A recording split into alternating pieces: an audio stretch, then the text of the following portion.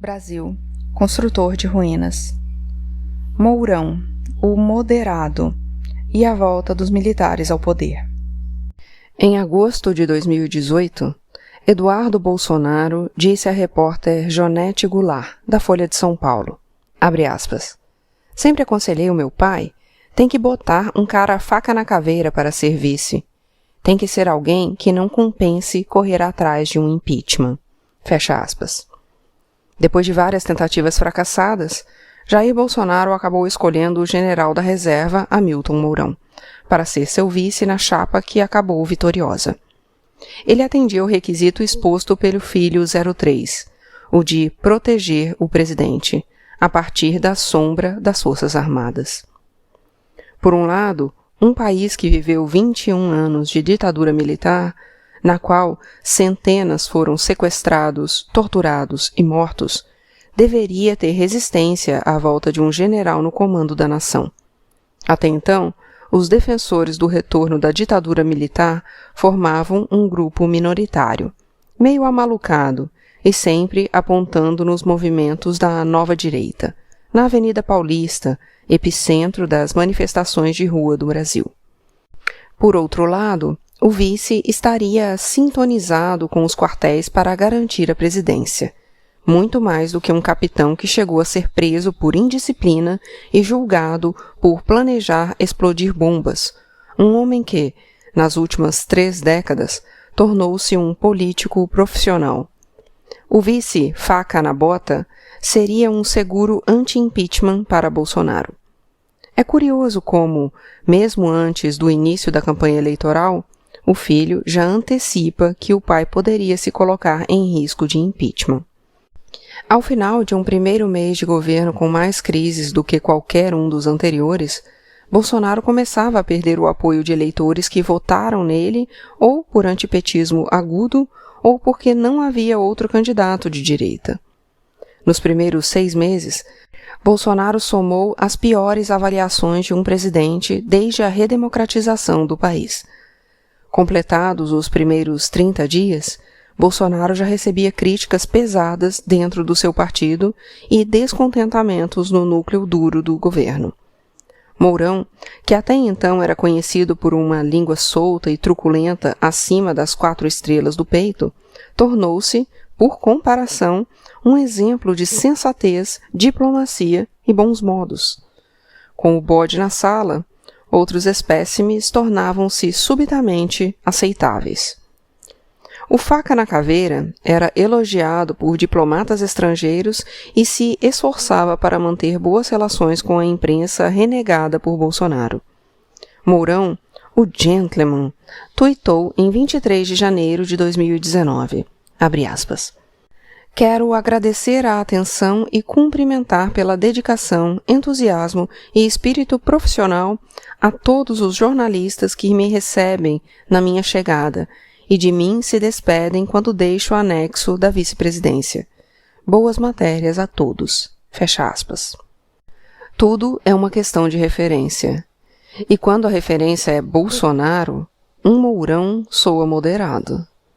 Em caso de naufrágio, qualquer tábua de pinho vira navio.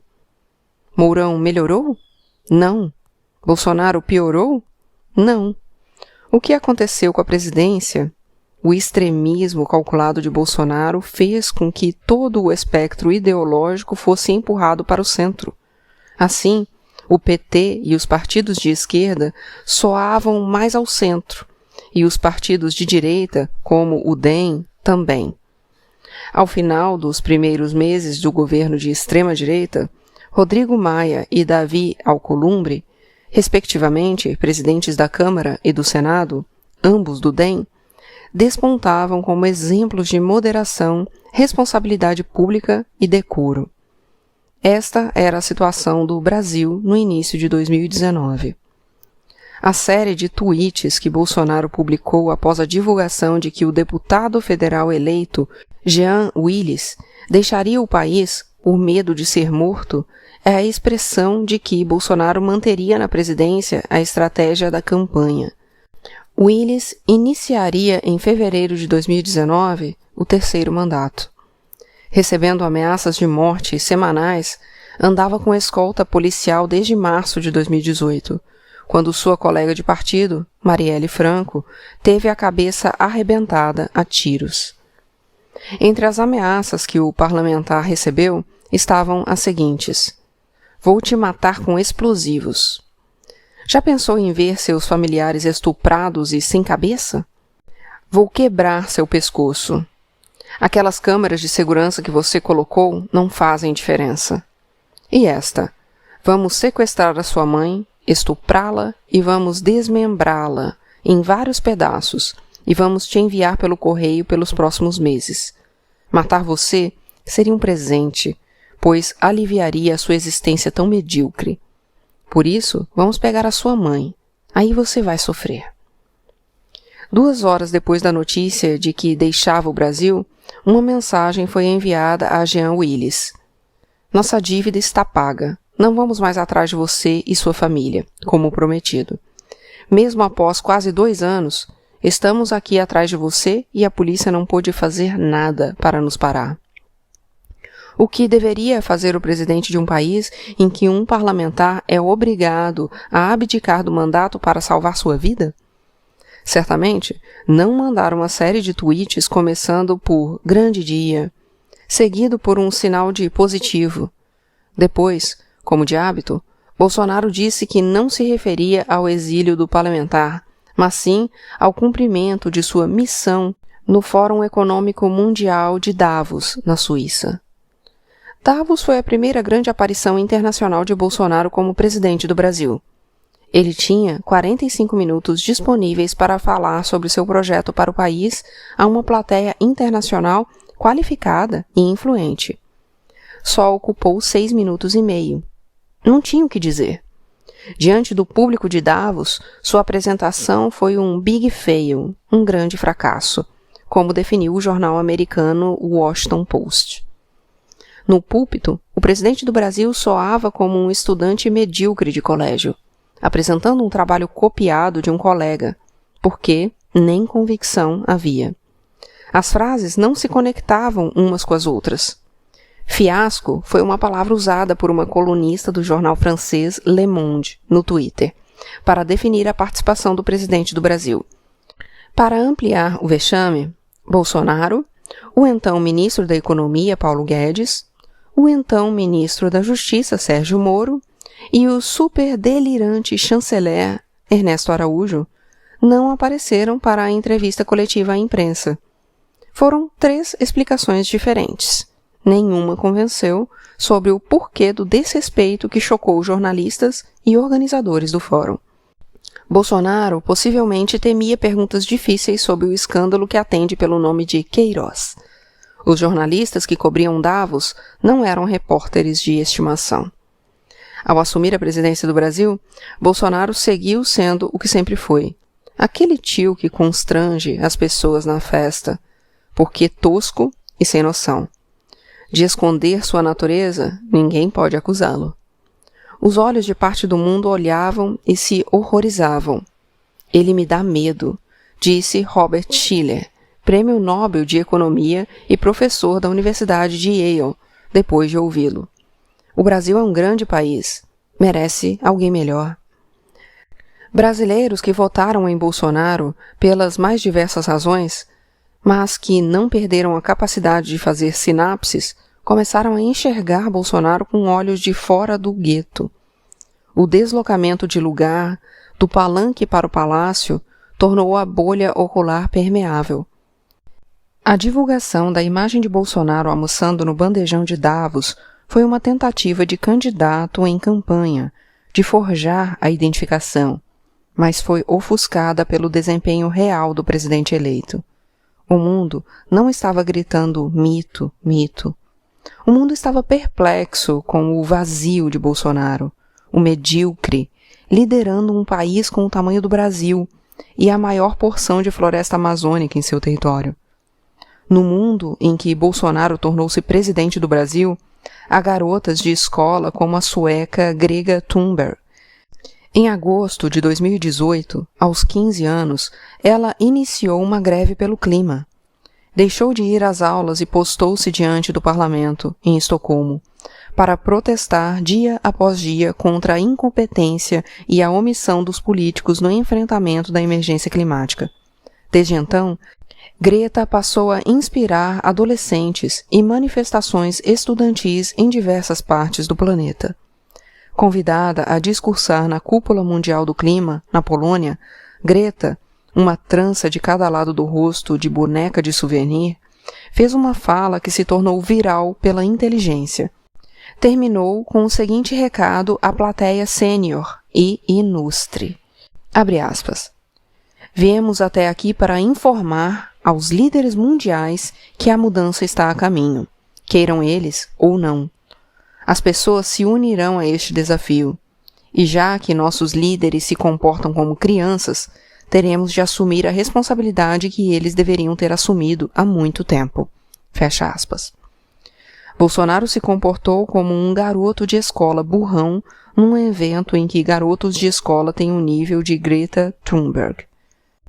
Aliados estratégicos, tanto no impeachment de Dilma Rousseff quanto no apoio a Bolsonaro, especialmente no segundo turno, começaram a afastar o corpinho para o lado, a exemplo do MBL, que só tem compromisso com seu próprio projeto de poder. E como a deputada estadual Janaína Pascoal, do PSL, uma das autoras do pedido de impeachment que acabou afastando Dilma Rousseff, eleita por São Paulo com 2 milhões de votos. Ao final do primeiro mês de governo, até mesmo o proclamado guru do governo Bolsonaro, Olavo de Carvalho, irritou-se por ser chamado de guru do governo Bolsonaro. Quando um grupo de parlamentares do PSL foi para a China fazer uma visita, ele gravou um vídeo dizendo: "Eu não sou o guru dessa porcaria, não sou o guru de merda nenhuma." Um escândalo de corrupção no primeiro mês de qualquer governo seria um problema para qualquer governo. Um escândalo de corrupção no primeiro mês de um governo que disfarçou sua inconsistência com um discurso fácil da anticorrupção era um pesadelo. As suspeitas, porém, naquele momento, já avançavam muito além da corrupção. Elas avançavam para o crime contra a vida. E não qualquer crime contra a vida, mas o assassinato de Marielle Franco, um acontecimento de repercussão internacional. O envolvimento de Queiroz e do clã Bolsonaro com milicianos que podem tê-la executado assombrou a presidência. O presidente que, desde que assumiu, faz tudo para ampliar a posse de armas de fogo num país com mais de 65 mil assassinatos por ano, teve de lidar com as notícias do possível envolvimento do filho 01, o senador Flávio Bolsonaro, com milícias que produzem crimes. Nos meses seguintes, o apoio do próprio Bolsonaro aos milicianos foi lembrado. Queiroz tornou-se uma bomba-relógio que pode explodir a qualquer momento, ou quando for conveniente por Bolsonaro se tornar demasiado inconveniente. O que virá dos próximos meses e anos do governo? A pergunta passou a assombrar o sono dos aliados. Setores do exército sabiam que ele era um capitão que não respeitava a hierarquia, um subordinado que já tinha se mostrado fora de qualquer controle e que determinou tanto a sua saída das Forças Armadas quanto o início de uma carreira de quase 3 décadas como deputado falastrão. Mesmo assim, decidiram arriscar. Estavam errados? Depende do ponto de vista e dos objetivos. A operação que levou ao poder um capitão reformado notável pelo despreparo, mas que se mostrou altamente popular, é brilhante. Bolsonaro não representava as Forças Armadas. O que ele podia representar, com quase 30 anos de baixo clero do Congresso, é o baixo clero do Congresso. Mas Bolsonaro usou o Exército e foi usado por ele. O filho 03, Eduardo Bolsonaro, não estava totalmente errado ao dizer que o pai se colocaria além do risco de impeachment se tivesse como vice um general. Ele estava, ao mesmo tempo, reconhecendo o trauma deixado pela ditadura e usando o trauma deixado pela ditadura a favor da família. Aparentemente, seria muito difícil um general se eleger presidente pelo voto num país que amargou 21 anos de um regime de exceção comandado por uma sequência de generais. Aparentemente, seria difícil que os brasileiros desejassem que um vice que também é general passasse a ocupar o posto máximo da República. Aparentemente, Mourão usaria sua proximidade com as Forças Armadas para proteger o mandato de ambos. Ao apoiar a eleição de Bolsonaro, os generais da ativa e da reserva conseguiram uma façanha como estrategistas políticos. A composição do governo Bolsonaro é complexa, mas, de tudo o que é, o governo Bolsonaro iniciou como um governo militarizado. O vice-presidente era general da reserva, o porta-voz era um general da ativa e 7 ministros eram militares, o equivalente a 1/3 do ministério. Em outros escalões, já em janeiro, o número de militares ocupando postos estratégicos chegava à casa de dezenas, como apontou o jornalista Rubens Valente. Havia militares ocupando da assessoria da presidência da Caixa Econômica ao gabinete do Ministério da Educação, da Diretoria-Geral da Hidrelétrica de Itaipu à presidência do Conselho de Administração da Petrobras. A presença dos militares representava grande poder não apenas de influência, mas de ação, com uma força econômica que ultrapassa as centenas de bilhões de reais. A militarização não se limitava às Forças Armadas, mas também contemplava a Polícia Militar. Nos meses seguintes, policiais militares passaram a ocupar cargos de confiança no IBAMA e no ICMBio. O sistema de proteção ambiental foi sendo ao mesmo tempo desmontado e militarizado. Ao longo dos primeiros meses, sempre que Bolsonaro se estranhava com um militar, trocava-o por outro mais do seu gosto. O recado era claro. A militarização estava mantida, mas os generais deveriam prestar continência a Bolsonaro. Qual é a diferença entre um governo militar e um governo militarizado? Essa é uma pergunta que não tem resposta fácil, mas cuja resposta estava em disputa já no início de 2019. As Forças Armadas realizaram a proeza de voltar ao poder na democracia. Devem isso a Bolsonaro. O então deputado, com sua estridência e histrionismo, prestou vários serviços às fardas. Sempre é preciso um fanfarrão sem escrúpulos para que os moderados possam continuar polindo suas armas. A eleição de Bolsonaro significou a chance de mudar a história. E uma parcela dos militares de alta patente quer muito mudar a história, ou evitar que ela seja finalmente passada a limpo. Em 2017, o general Hamilton Mourão, então na ativa, defendeu um golpe militar caso o judiciário não punisse os corruptos, ou o judiciário punia os corruptos do país, ou então nós, do Exército, teremos que impor isso. Antes, em 2015, já havia perdido o prestigioso Comando Militar do Sul ao afirmar numa palestra que a substituição da presidenta Dilma Rousseff teria como vantagem o descarte da incompetência, má gestão e corrupção. No início de 2018, Mourão foi para a reserva. Alguns meses depois, tornou-se candidato a vice na chapa de Bolsonaro, quando o então candidato a presidente sofreu um atentado à faca. Em 6 de setembro, Mourão mais uma vez revelou sua personalidade. Num momento de alto risco, dada a gravidade do crime e o clima de ódio que atravessava o país, o general jogou gasolina no incêndio. Se querem usar a violência, os profissionais da violência somos nós, afirmou a revista Cruzoé, logo após o ataque, ocorrido durante um comício em Juiz de Fora, em Minas Gerais. Adélio Bispo, autor do ato criminoso, agiu sozinho, segundo a Polícia Federal, e foi considerado inimputável pela Justiça devido a transtornos mentais. Mourão, porém, não esperou julgamento. Acusou de imediato. Eu não acho, eu tenho certeza, o autor do atentado é do PT. No mesmo dia, o então presidente do PSL, Gustavo Bebiano, afirmou: a guerra está declarada. Bebiano se tornou ministro e, em seguida, tornou-se a primeira baixa promovida pela família. ao se chocar com o filho 02, Carlos, que controlava as redes sociais de Bolsonaro, foi defenestrado. Era o primeiro sinal de que Bolsonaro governa em nome do clã e não da nação. Os vices com frequência têm chegado à presidência do Brasil.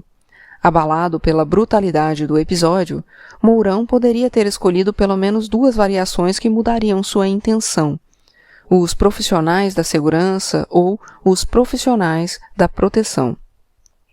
Palavras como segurança e proteção levariam à ideia de amparo e de defesa, e não à ideia de ataque, de retaliação e de confronto. Mas não. Mourão usou um nós e usou profissionais da violência. Ao ser perguntado quem era o nós, o general disse que se referia aos militares e ao uso da força pelo Estado. Era bastante revelador que um general da reserva, naquele momento candidato, se considerasse no direito de falar em nome do Estado, em plena campanha eleitoral para se tornar governo. A declaração de Mourão mostrou que ele acreditava falar em nome dos militares, como se os representasse e os comandasse. E como se os militares fossem uma força autônoma, uma espécie de milícia de Bolsonaro e de Mourão. E não o que a Constituição determina, uma instituição do Estado, paga com recursos públicos, subordinado ao presidente da República eleito. Ao fazer essa declaração, Mourão tratou as Forças Armadas como se fossem a sua gangue e o país como se fosse a sua caserna. Alguém machucou o meu amigo? Vou ali chamar a minha turma para descer o cacete. E fez isso na condição de político e de candidato, como se o processo democrático fosse apenas uma burocracia incômoda para o qual era preciso passar, mas que poderia ser atropelada caso se tornasse demasiado inconveniente. Mais tarde, Mourão baixaria o tom, segundo ele a pedido do próprio Jair Bolsonaro. Uma orientação curiosa para um candidato que divulgou uma foto sua na cama de hospital, fazendo com as mãos o sinal de atirar. No dia seguinte à agressão, durante entrevista à Globo News, Mourão afirmou que, em caso hipotético de anarquia, poderia haver um autogolpe do presidente, com o apoio das Forças Armadas. Desde janeiro de 2019, o general reformado Hamilton Mourão está no único cargo em que não pode ser demitido por Bolsonaro. Justamente Mourão, aquele que durante a campanha defendeu o indefensável, propôs uma constituinte sem participação popular, feita por uma comissão de notáveis. Chamou os africanos de malandros e os indígenas de indolentes. Afirmou que as famílias chefiadas por mães e avós nas comunidades pobres eram uma fábrica de desajustados. Definiu o 13º salário dos trabalhadores como jabuticaba nacional. Como Bolsonaro, o vice também admira o torturador Ustra, cujos atos criminosos justificou com a seguinte frase: heróis matam. Esse mesmo Mourão despontou no primeiro mês de governo Bolsonaro como Mourão, o moderado, ou Mourão, o sensato, ou ainda Mourão, o gentil. Não apenas porque Bolsonaro foi se tornando rapidamente um perigo até mesmo para seus aliados, mas também porque Mourão tem se esforçado bastante para poder convencer o Brasil da autenticidade do seu novo papel. Mesmo o escândalo da promoção do filho de Mourão, que numa canetada teve o salário elevado de R$ 36.500, desidratou diante das suspeitas que pesam sobre o filho de Bolsonaro. Nessa disputa inglória, o que é a promoção de um funcionário de carreira do Banco do Brasil comparada à suspeita de corrupção e envolvimento com milícias? Esse é o tipo de escolha que o Brasil precisou fazer no primeiro mês do governo Bolsonaro. Desde a campanha, Mourão desautoriza Bolsonaro, tratando-o como um garoto que ele se esforça para ser. Como quando disse a jornalista Mônica Bergamo, da Folha de São Paulo: não podemos nos descuidar do relacionamento com a China. Aquilo, a declaração de Bolsonaro de que a China está tentando comprar o Brasil, é mais uma retórica de campanha, né? Com as redes sociais, muita coisa flui e não é a realidade. Uma briga com a China não é uma boa briga, certo?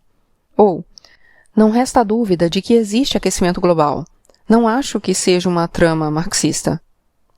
Em 28 de janeiro, encontrou-se com o embaixador da Palestina e botou em dúvida a várias vezes anunciada transferência da embaixada brasileira em Israel de Tel Aviv para Jerusalém.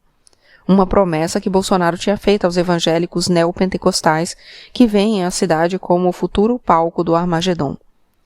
O Estado brasileiro, por enquanto, não está pensando em nenhuma mudança da embaixada. Afirmou no dia em que Bolsonaro fez sua terceira cirurgia devido aos ferimentos provocados pelo ataque que sofreu. Quem prestar atenção às respostas de Mourão nas entrevistas à imprensa verá que a primeira resposta é moderada, a segunda é o seu contrário. Por exemplo, nessa entrevista de novembro de 2018, a Mônica Bergamo, a jornalista pergunta: o novo chanceler já disse que o debate das mudanças climáticas faz parte de uma trama marxista para sufocar as economias ocidentais. O senhor concorda? E Mourão responde: 1. Não resta dúvida de que existe um aquecimento global. Não acho que seja uma trama marxista. 2. Mas vamos falar do outro lado da moeda. O ambientalismo é utilizado como instrumento de dominação indireta pelas grandes economias. Quando você coloca amarras no nosso país por meio de um ambientalismo xiita, de ONGs, você tolhe um pouco o potencial que o país tem. Outro exemplo, da mesma entrevista, a jornalista pergunta: em 2017, o senhor disse que ou o judiciário retirava da vida política elementos envolvidos em ilícitos, ou os militares teriam de impor isso. Na véspera do julgamento do habeas corpus de Lula no STF, em abril, o comandante do Exército, Eduardo Vilas Boas, divulgou mensagens contra a impunidade e hoje diz que a situação poderia fugir do controle. Isso não é uma tentativa de tutela? O que aconteceria se o STF concedesse um habeas corpus? Os militares não deixariam ele sair da prisão? Mourão responde: 1. Não. É isso. O que o general Vilas Boas falou foi para mostrar que a concessão de habeas corpus desataria um mar de paixões que a gente não saberia aonde ia terminar. Mônica Bergamo pergunta se o mar de paixões seria nas Forças Armadas. E Mourão segue para a segunda base. 2. Não nas forças. Agora, qual é a nossa missão? Defesa da pátria, garantia dos poderes constitucionais, garantia da lei e da ordem.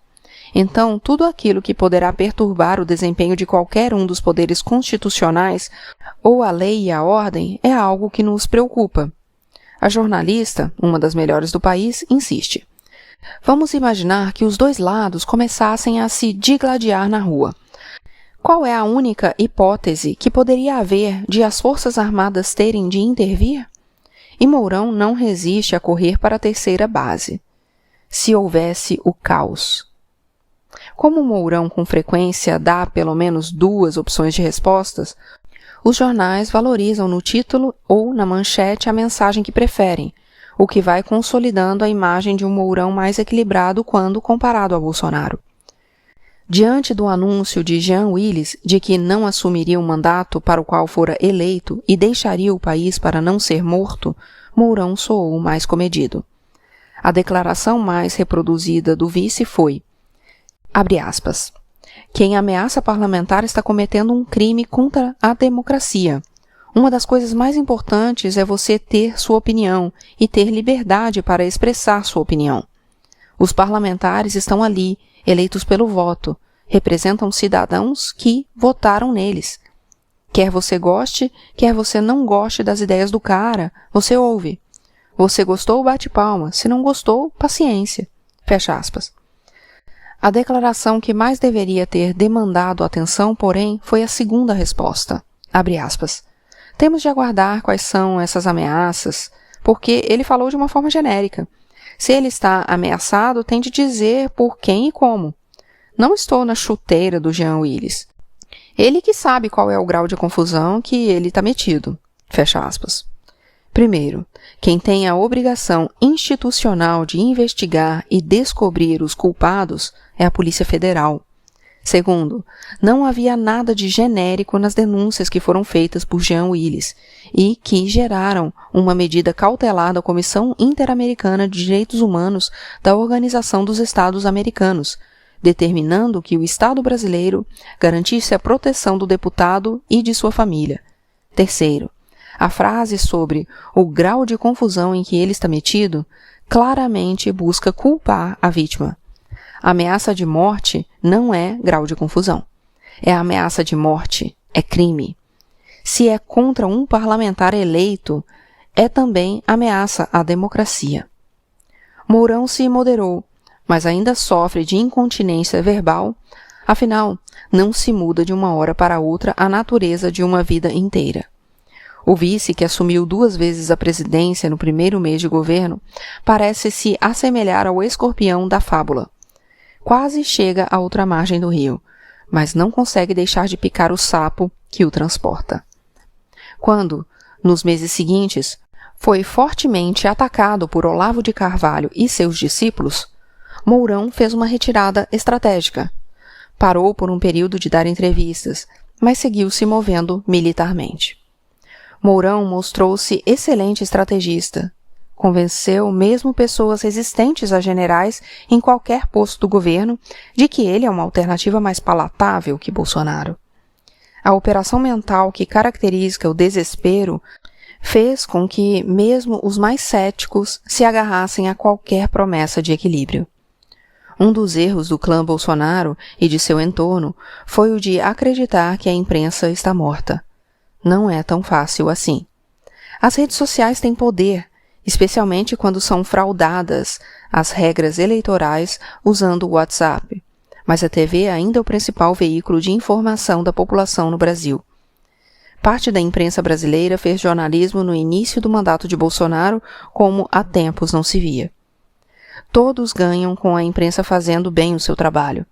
Exatamente por isso é fundamental seguir prestando atenção ao jogo pesado que se faz por cima, no andar dos donos do poder. Bolsonaro se tornou impossível de engolir, porque entrou em confronto direto com partes das famílias proprietárias dos grandes meios de comunicação. Mas isso sempre pode ser alterado e reacordado, como tantas vezes aconteceu. Pesa contra ele, porém, sua imprevisibilidade, já que ele costuma mudar de ideia e descumprir os combinados.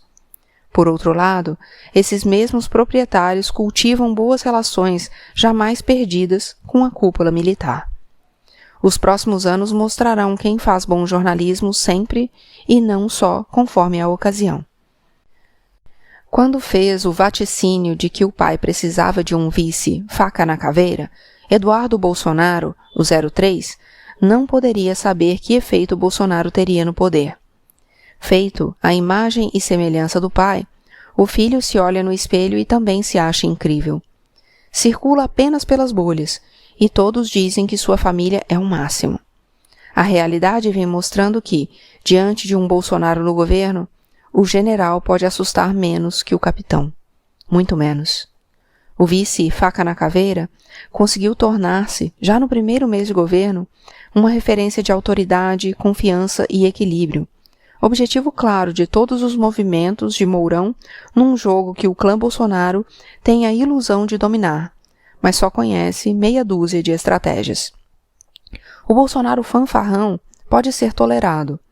Alguns dos grupos que sustentam seu governo acreditaram, em minha opinião, com excesso de otimismo, que poderiam manipular e controlar o cabeça de chapa. O Bolsonaro, que pode estar envolvido com corrupção e tem um filho próximo às milícias assassinas do Rio de Janeiro, porém, representa um problema muito mais complicado. Conforme o desenrolar dos fatos, o barulho do ralo pode ameaçar o projeto de poder. Já não há como voltar atrás. Os militares foram fundo, já se tornaram fiadores do atual governo. O que fazer então com Bolsonaro? O que era o plano de alguns, mantê-lo com a faixa e como fachada, mas sob controle, parece uma alternativa distante, a depender da quantidade de esqueletos escondidos no armário do clã e da vontade de revelá-los. Quando as suspeitas emergiram com o caso Queiroz, começaram a chegar mais perto a palavra impeachment começou a pipocar. Logo, parte dos políticos e daquilo que se chama mercados se apressaram a afirmar que seria traumático demais um terceiro impeachment.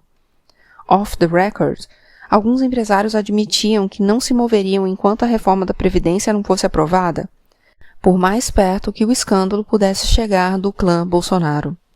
As elites econômicas do país nunca nos decepcionam em sua pusilanimidade, esta que chamam de pragmatismo ou de responsabilidade. Bolsonaro sentiu na nuca o bafo de Mourão. Afinal, em pouco mais de 3 décadas, o Brasil já teve 3 vices assumindo o poder. Um por morte do titular, os outros 2 por impeachment. O futuro do governo depende em grande parte do desempenho da economia. Os brasileiros já comprovaram que podem conviver com qualquer coisa, e coiso, se a vida cotidiana melhorar ou se sentirem que tem alguma vantagem. No passado, não tão distante, as várias vitórias de Paulo Maluf, nome que pode definir o verbete de corrupção no dicionário, estão aí para não deixar ninguém esquecer. O que os militares querem? Muito. Talvez o que mais queiram seja mudar o passado na marra e reescrever seu papel na história do Brasil. Penso que também queiram escrever um futuro que redima a imagem que desejam de todo jeito apagar. Já começam a aparecer como heróis, como repositório de confiança num governo povoado por delirantes e oportunistas. Quando o governo completou o marco de 100 dias, tornou-se claro que Bolsonaro estava interessado em se livrar dos militares menos afinados ideologicamente ao seu clã. O general de estrela forte com Bolsonaro é Augusto Heleno, um militar linha dura que defende que as organizações não governamentais que atuam na Amazônia estão a serviço de interesses estrangeiros e que a floresta é um assunto de soberania nacional. Na opinião do general Heleno, nem o Papa deveria dar palpite sobre a floresta da qual depende a sobrevivência do planeta e cuja velocidade de destruição já aumentou enormemente no governo no qual desempenha papel estratégico. Na reserva desde 2011, Augusto Heleno já foi comandante militar da Amazônia. Seu DNA autoritário assinalou a floresta. É possível adivinhá-lo também em várias decisões e arrotos xenófobos de Bolsonaro. Há um fato, porém, que é inescapável enquanto ainda prevalecer qualquer arremedo de democracia no Brasil. O único general do qual Bolsonaro não pode se livrar se chama Hamilton Mourão. Comparado a Heleno, ele é de fato moderado.